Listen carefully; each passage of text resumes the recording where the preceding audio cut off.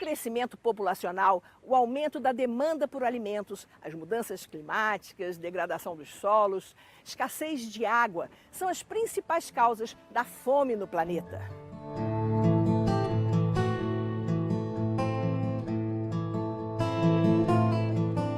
Conseguiremos encontrar alimentos em quantidade e qualidade suficientes para satisfazer as necessidades de uma população em crescimento? Este documentário Expedições percorre os caminhos da segurança alimentar no Brasil.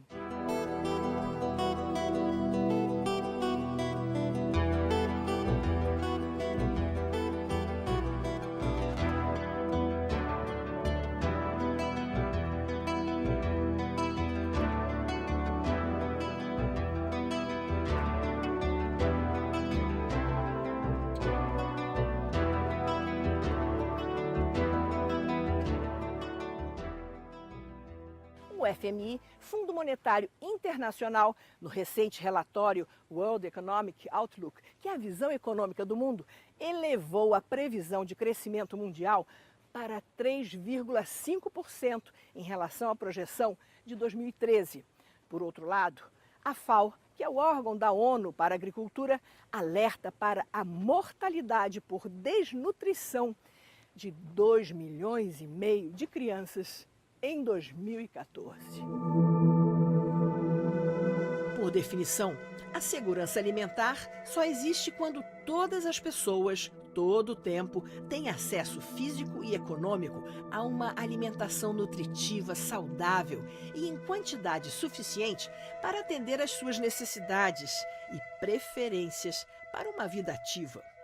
Conversamos com a presidente do Conselho Nacional de Segurança Alimentar e Nutricional, que é um órgão de articulação entre governo e sociedade civil, Maria Emília Lisboa Pacheco, sobre quais são as orientações para o Brasil garantir direito humano à alimentação. Segurança alimentar significa assegurar o direito humano à alimentação à população, um alimento de qualidade, um alimento saudável, que não seja contaminado, que seja livre de transgênicos, livre dos agrotóxicos, que seja um alimento que leve em conta as diferenças culturais do país. Mas a segurança alimentar também significa preservar a biodiversidade. É o conjunto desses aspectos que confere sentido para esse conceito que nós temos chamado de segurança alimentar e nutricional. Conversamos sobre esse tema com o ex-gerente da Anvisa, Agência Nacional de Vigilância Sanitária, e atual pesquisador da Fundação Oswaldo Cruz, Luiz Cláudio Meireles. Na medida em que a gente tenha menos brasileiros trabalhando a terra, trabalhando a diversidade de produtos agrícolas que nós temos, né? Isso for assumido por grandes corporações, são elas que vão comandar naquilo que a gente vai consumir. Daí a necessidade da gente ter uma participação muito maior de diferentes populações do Brasil no segmento agropecuário. Hoje, a gente já sabe que o pequeno e médio produtor garantem a produção diversificada de frutas, legumes e verduras.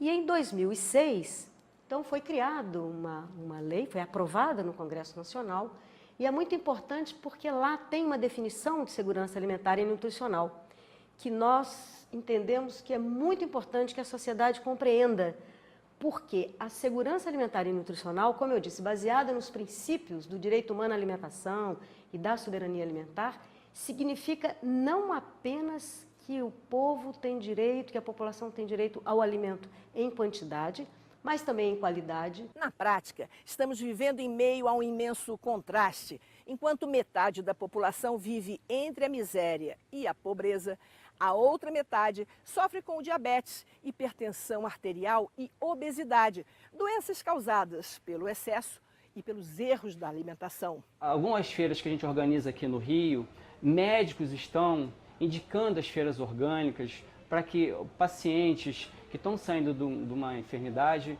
melhorarem a sua qualidade de vida. Realmente é difícil, né? Você fazer uma boa alimentação, porque principalmente o meu esposo, ele é pré-diabético. Nós procuramos fazer uma dieta balanceada, comer frutas, legumes, mas infelizmente está difícil você comer uma coisa que não seja, né, cheia de venenos, de agrotóxicos. Então a gente tem tentado procurar produtos orgânicos, sendo que isso faz uma diferença gigantesca. Se você se direcionar apenas para os orgânicos, gigantesco. Lá em casa se consome muito tomate, se consome uma coisa que agora eu já fiquei sabendo que tem uma quantidade de agrotóxicos enorme, que é o pepino. Então é muito complicado. Mas a gente está tentando arrumar um jeito de equilibrar essa situação. Então, o orgânico hoje, ele tem essa relação com a saúde, com o bem-estar, com a valorização do pequeno produtor. A valorização da agricultura familiar é uma ferramenta muito valiosa para a manutenção da segurança e da soberania alimentar em nosso país. Mas ainda faltam condições para que o pequeno produtor trabalhe de forma sustentável e tenha acesso à tecnologia, ao crédito e a sementes de qualidade. Nós chamamos de agricultura familiar ou de agricultor familiar aquela família que tem acesso à terra. Não necessariamente é proprietário de terra, mas tem acesso à terra. Quer seja poceiro, arrendatário, meieiro ou proprietário de terra. Normalmente são áreas muito pequenas, onde esses agricultores trabalham, principalmente utilizando a mão de obra familiar. A agricultura familiar é hoje responsável por mais de 70% dos alimentos consumidos internamente. Quer dizer, mais de 70% dos alimentos que vêm para a mesa dos brasileiros têm origem na agricultura familiar. A tradição segue em poucas famílias, né? A gente ainda planta inhame, aipim, a gente tem o costume de ter o milho, a gente sempre teve, não precisa comprar. Tudo que a gente precisava em termos de alimentação, nós tínhamos verdura, legumes e fomos crescendo e aprendendo a esse tipo de alimentação. E alguns vizinhos próximos são assim famílias também que produzem alguns alimentos. Não só as verduras, legumes e frutas. Então assim, é coisa pequena, mas para que a gente possa consumir no dia a dia. A agricultura orgânica, quer dizer, a maneira de se produzir sem químicas, sem agrotóxicos, integra o homem à natureza e é altamente sustentável. Porque só uma produção sustentável pode também levar a um consumo sustentável. E a produção sustentável? O que significa isso? Significa uma produção em harmonia com a natureza, não contra a natureza. Hoje a gente tem que trazer, e tem vários grupos hoje que trabalham na área de agroecologia, né, na área da produção orgânica e também até mesmo da utilização de agrotóxicos, mas aqueles produtos menos tóxicos, que estão pensando estratégias de produção que garantam a permanência do homem da terra, sejam viáveis economicamente e produzam saúde e não doença.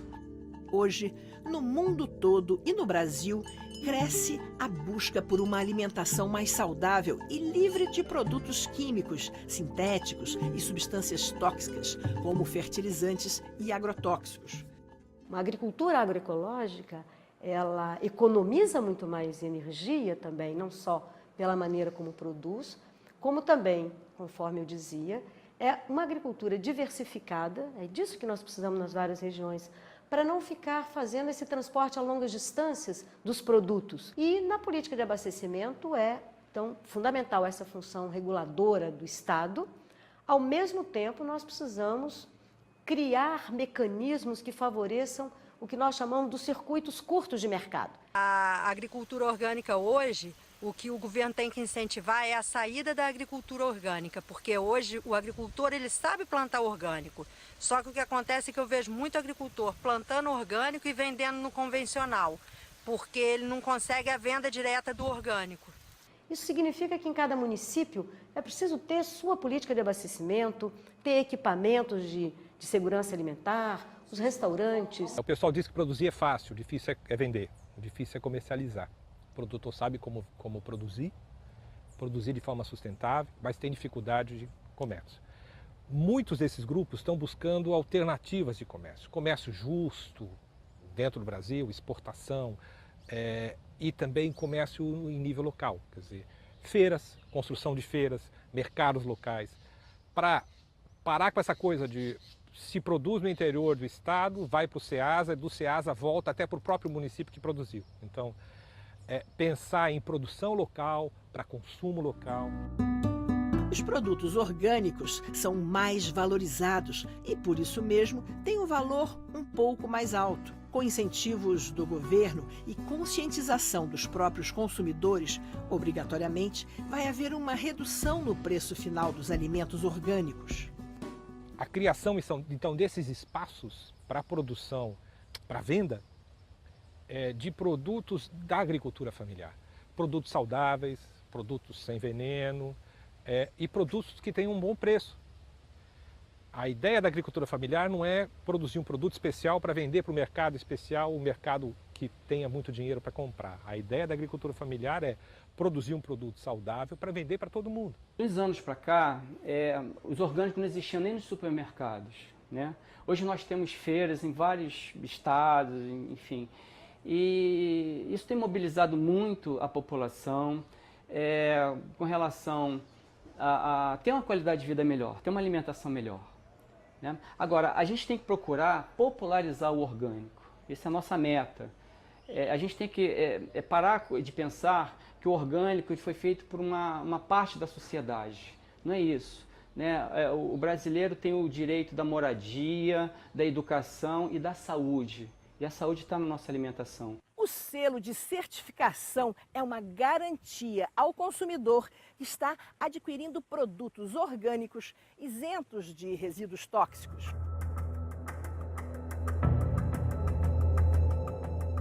Agora, por que não é exigido um selo para mostrar os produtos que têm agrotóxico, que têm venenos que causam mal às populações? O candidato a produtor orgânico é obrigado a se submeter a um rigoroso processo seletivo em todas as etapas da produção. Fica cada vez mais claro que a distribuição de terras, recursos e renda é a melhor maneira de garantir a segurança alimentar sem ameaças à vida humana, à biodiversidade, sem causar impactos ambientais.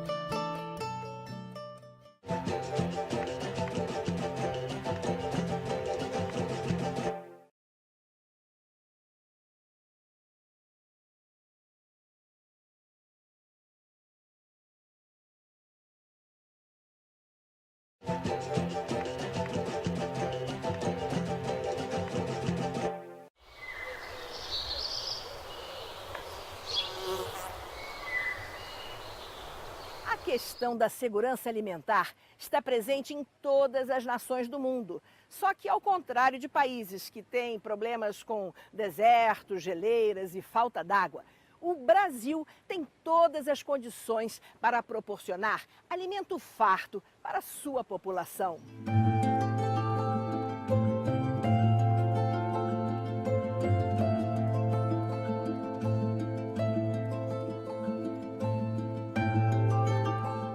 A natureza exuberante e colorida de cada região do Brasil corresponde a pratos e sabores locais, mas essa diversidade de alimentos está ameaçada.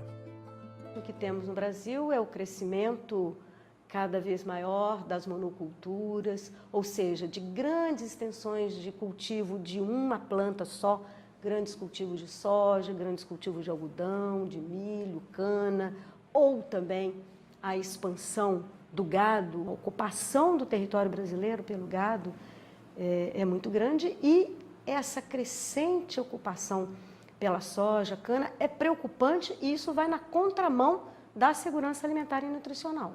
E sim, a nossa agricultura ela é marcada por essa produção de monoculturas, né? Grandes áreas, grandes fazendas. Então, nós temos na nossa história, na nossa genética, essas duas formas de fazer agricultura. A agricultura familiar, baseada no conhecimento tradicional, e essa outra agricultura, né, mais dita moderna, né, que está se espalhando no Brasil. E esses dois modelos, vamos dizer assim, eles estão em disputa hoje.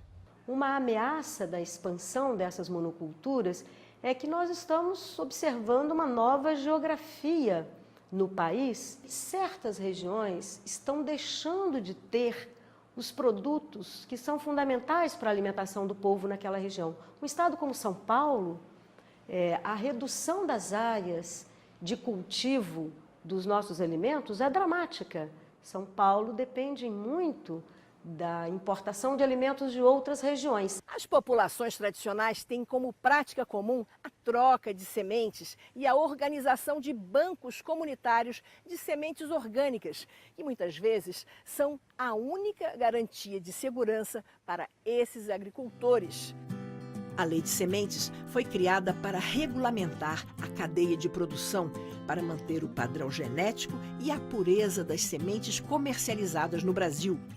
A existência de bancos de semente da parte de famílias que guardam as sementes de uma safra para outra, ou comunitariamente, né, nas comunidades pelo Nordeste, onde vemos bastante essas experiências, isso é fundamental. Geralmente, quando a gente planta uma lavoura de brócolis, a gente deixa a lavoura ficar mais velha e dá a semente, porque a semente do brócolis é uma coisa cara. Então, num pedacinho de brócolis que a gente deixa para trás, a gente colhe a semente para replantar. Não precisa ir na loja comprar, pode fazer o mesmo com a salsa.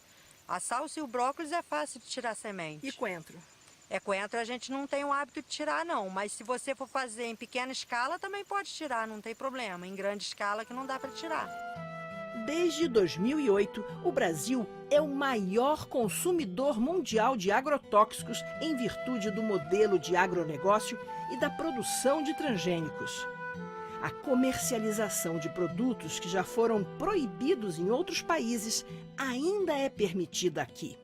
O mercado de agrotóxicos hoje no Brasil ele envolve cerca de 17 bilhões de reais. São empresas ou corporações gigantes, né? 10 empresas são responsáveis por aproximadamente 90% do mercado e tem um grande poder de financiamento de todo tipo de atividade, inclusive campanhas. Isso pode influenciar muitas vezes a posição dos nossos parlamentares em relação à defesa dos interesses de registro dessas empresas. Não basta ela ter sido proibida na Europa, nos Estados Unidos, na Austrália ou no Japão. O Brasil precisa implementar o seu próprio procedimento para ver quais foram as razões que levaram não só aqueles países, mas quais seriam as razões do ponto de vista de saúde humana ou ambiental que levariam a isso. Daí a necessidade do setor saúde se manter nessa avaliação, e não só se manter e aprofundar cada vez mais a sua atuação, como acontece hoje nos países desenvolvidos, que cada vez mais retiram esses produtos de elevada toxicidade do mercado. O nosso mecanismo legal para retirada de produtos do mercado é extremamente burocrático, digamos. O Sistema Nacional de Avaliação e Liberação, assim como as práticas de fiscalização e monitoramento sobre o uso de agrotóxicos e produtos químicos no Brasil, ainda é muito frágil e precário. Nós trabalhamos esse levantamento de comercialização de produtos no Brasil com a Universidade Federal do Paraná e chegamos a esse cálculo pelo volume comercializado por cada empresa isoladamente no Brasil. O somatório total de produtos comercializados oficialmente, a gente não está considerando produtos que possam ter entrado clandestinamente no país e nem está considerando produtos de outras origens, aí como uso domiciliário ou outros que se usam agrotóxicos também, né? Uma média de 5 litros por habitante ano. Existe hoje 45 agrotóxicos que não são vendidos em outros países do mundo e aqui no Brasil é liberado. Isso é um absurdo, isso tem que ser revisto, isso está contaminando a nossa população, o nosso meio ambiente. Então, eu acho que tem que existir uma fiscalização mais dura. É certo que os selos, as certificações também é importante, mas se a gente estiver lidando com pessoas mal intencionadas, ele tem como burlar isso. E já foi comprovado que 5 litros de venenos são consumidos pelos brasileiros anualmente. Isso é um absurdo, isso é um genocídio diário que está acontecendo. Nós temos que ter leis mais duras para que isso deixe de existir.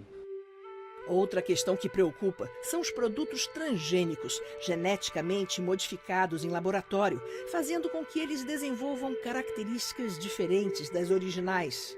Os impactos sobre a saúde humana e o meio ambiente ainda são desconhecidos. A rotulagem dos produtos transgênicos é um direito básico do consumidor que, infelizmente, ainda não é respeitado.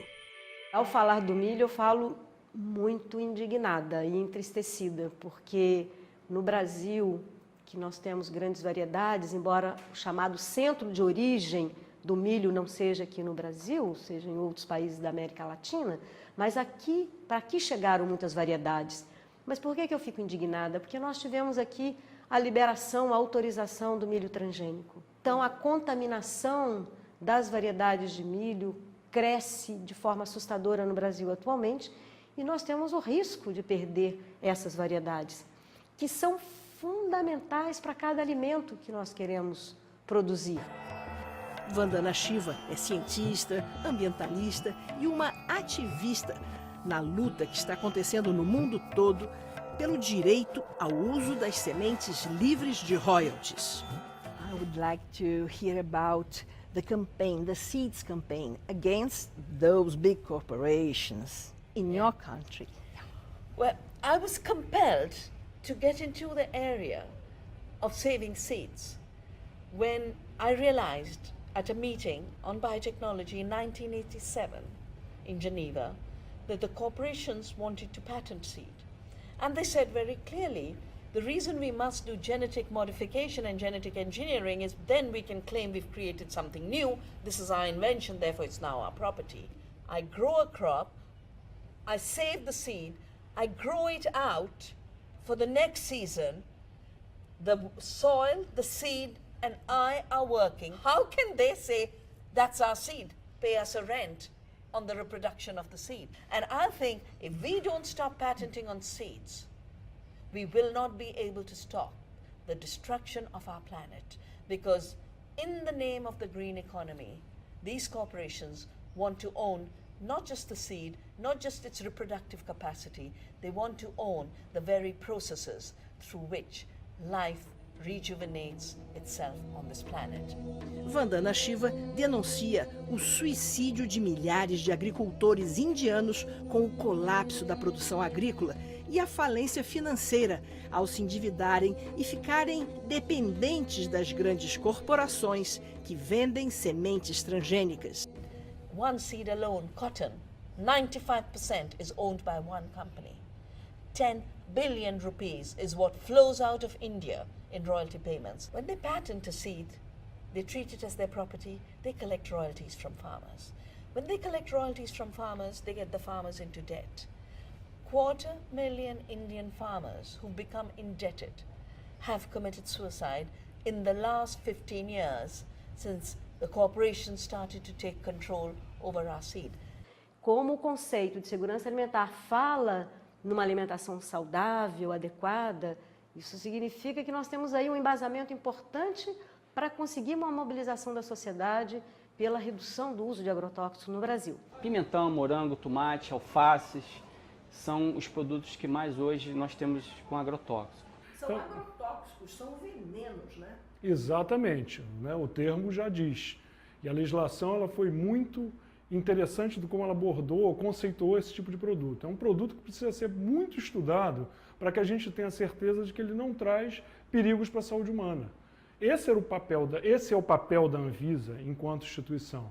Ela tem que fazer uma avaliação e essa avaliação, do ponto de vista científico, cada vez deve ser mais aprimorada para que a gente não disponibilize produtos que causem mal tanto ao trabalhador como ao consumidor, que na sua salada ou na sua refeição não deve ter uma quantidade de produtos que o exponham a um perigo por longo prazo, a doenças como câncer, alterações embrionárias, doenças neurológicas e tantas outras que a gente estuda para avaliar o produto antes da sua autorização no Brasil.